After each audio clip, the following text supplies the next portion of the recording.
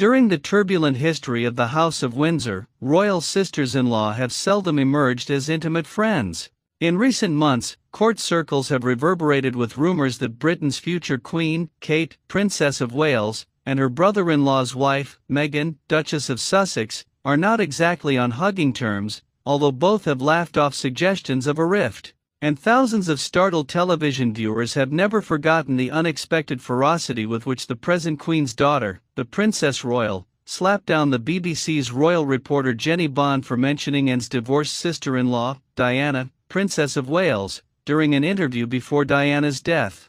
Hello and welcome to Royal Scandal. Please do well to like, subscribe, comment and turn on the notification bell so as not to miss out on any news updates. But for sheer virulence and long-lasting antipathy, no royal feud in living memory quite measures up to the steely and implacable ostracism practiced for 50 years by the late Queen Mother against her despised and twice-divorced American sister-in-law, Wallis Simpson, Duchess of Windsor. The first of a new two-part documentary, The Queen Mum, The Reluctant Queen, asserts that it was Elizabeth's personal influence as the new Queen consort that was instrumental in Wallis being denied the title, Her Royal Highness, on her marriage in 1937 to the Duke of Windsor, after he had abdicated the throne as Edward VIII. His reign lasted less than 11 months. The denial of the HRH has been challenged as contrary to common law. When the Duchess's coffin left her palatial Paris mansion in the Bois de Boulogne in 1986, it was not covered by her husband's royal standard, and the HRH does not appear on her gravestone next to the Duke's in the royal burial ground at Frogmore. The documentary also states that it was at the Queen Mother's insistence that the Windsors were condemned to permanent exile in France. Both of them believed this. At one of the meetings with the Queen Mother in 1978, she smiled enigmatically at this suggestion and merely commented, almost absently, "A country can only have one king at a time." I became fascinated by this royal vendetta at an early age after reading the Duchess of Windsor's memoirs, The Heart Has Its Reasons, published in 1956, in which Wallis described an encounter with the then Duchess of York at Royal Lodge 8 months before the abdication. Her justly famous charm was highly evident, she observed acidly of Elizabeth. This was far from the first exchange between these two formidable adversaries. In 1935, before Edward became king, the Duchess of York had walked into the drawing room of Fort Belvedere, the Prince of Wales's country retreat, only to overhear Wallis Simpson performing a particularly cruel and vindictive imitation of her. Brigadier Oliver Hogg's wife, Ella, present on that occasion, was later to say that, from the moment of overhearing, the Duchess of York became her implacable enemy. Wallis said she had no sense of humor.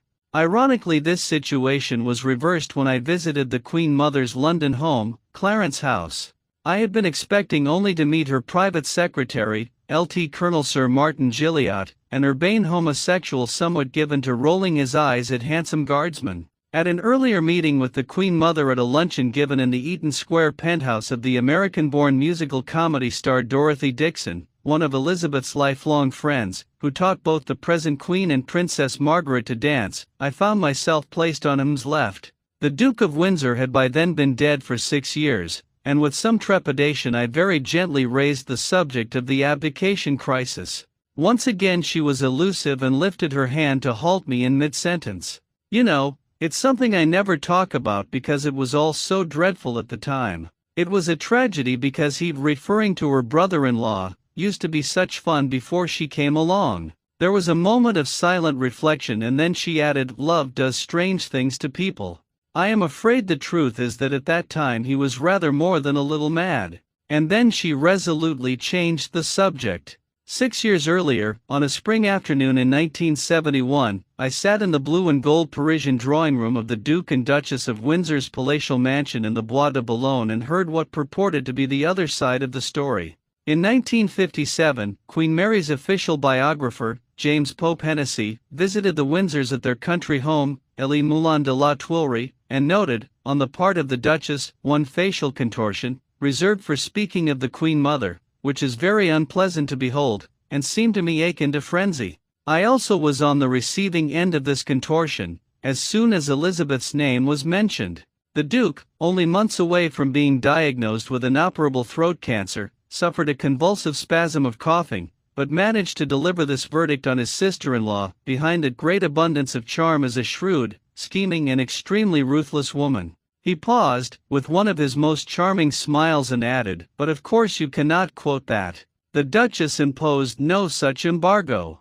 The Duke would have loved to return to live in the land of his birth," she said, "but our way was blocked at every turn. We were never allowed to go back, and we never will be allowed.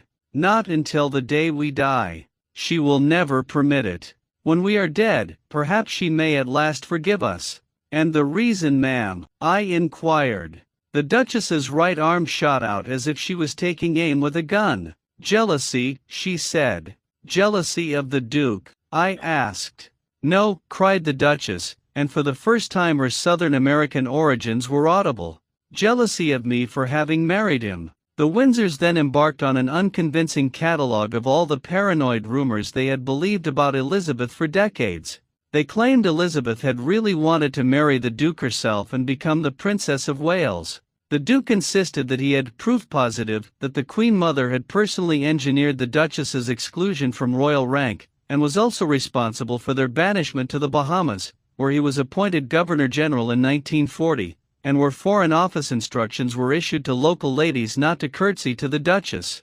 In this belief, the Windsors were mistaken. Queen Elizabeth actually opposed the Duke becoming Governor-General and wrote to the Colonial Secretary, Lord Lloyd, to say, "The Duchess of Windsor is looked upon as the lowest of the low." The new King and Queen were well aware of the Duchess's close relationship with the German ambassador in London, Joachim von Ribbentrop, and in 1937, after their marriage, the Windsors made a disastrous visit to Germany, where the Duke was observed giving the Nazi salute, and he and Wallis were photographed in animated discussion with Hitler. After the fall of Germany, secret files on the Duke's conversations with Hitler were retrieved and brought to London, where the contents were seen by both the King and the Queen. When the Duke of Windsor learned of this, he was reported to be extremely worried.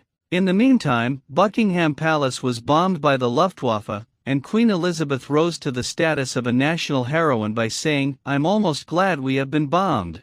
It makes me feel I can look the East End in the face."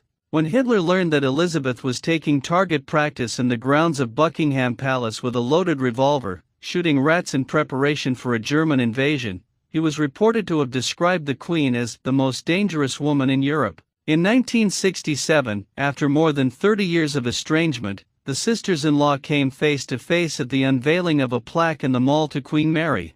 As banks of cameras flashed and clicked, they maintained a long and uncomfortable handshake, but Wallis pointedly omitted to curtsy to a crowned and anointed queen. At the Duke of Windsor's funeral in 1972, Elizabeth dealt gently with his widow, taking her by the arm and murmuring, "I know how you feel. I've been through it myself." On the Duchess's departure, Elizabeth astonished courtiers by kissing Wallis on the cheek. In 1976, the Queen Mother made an official trip to Paris, and a visit to her ailing sister-in-law was penciled in for one afternoon, but it was never to take place. Wallis's doctor advised the Queen Mother's staff that she ought not to go, as the Duchess was suffering from dementia and paranoid hallucinations. From the British Embassy, Elizabeth dispatched her page with a basket of roses and a card in Elizabeth's own hand. It read, "In friendship, Elizabeth, thank you so much for watching. Please like and subscribe."